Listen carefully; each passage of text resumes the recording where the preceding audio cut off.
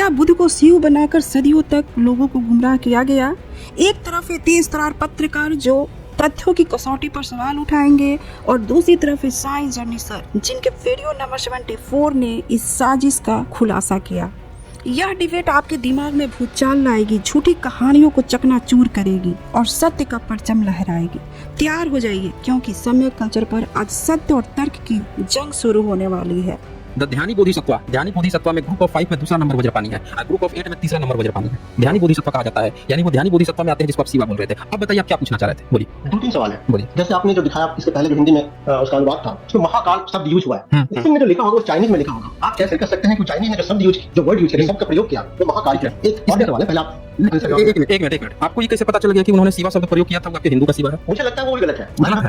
मैं क्या अनुवाद किसने किया है? क्या अनुवाद किसने किया है? अनुवाद करने वाली का नाम बता देता हूं मैं। इसका नाम है सैली हॉली रीडिंग्स।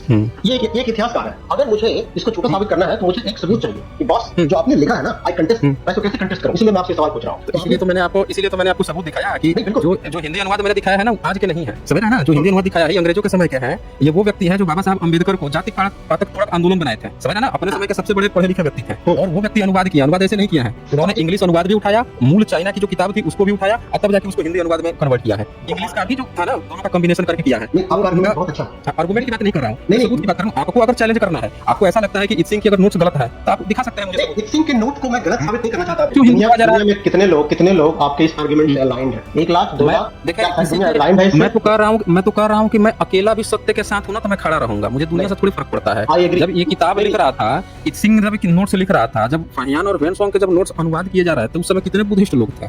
जो अनुवाद कर रहा था वो खुद ही ईसाई लोग थे। अलेक्जेंडर कर्निंघम खुद ईसाई थे।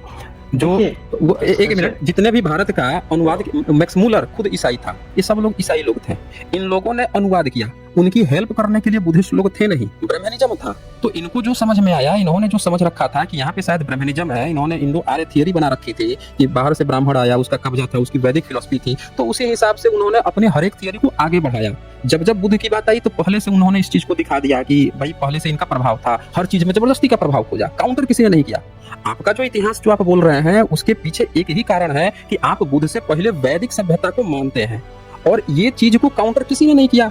एक बार जब बन गया तो सब उसको मानते हैं, तो ऑटोमेटिकली आप जो बात कह रहे हैं ना कि आपकी बात से कितने लोग मानते हैं, वो सिर्फ इसलिए मानते या नहीं मानते क्योंकि वो वैदिक फिलॉसफी उनको उसी तरह से पढ़ाई जा रही है, इसीलिए वो मानते हैं, इसीलिए वो हमारी चीज से नहीं सहमत हो पाएंगे। लेकिन जब मैं बता रहा हूँ, जब तक उसको आप काउंटर नहीं करेंगे, इनकी वैदिक सभ्यता को, इनके वैदिकों की बुद्ध से पुराना वो क्यों है,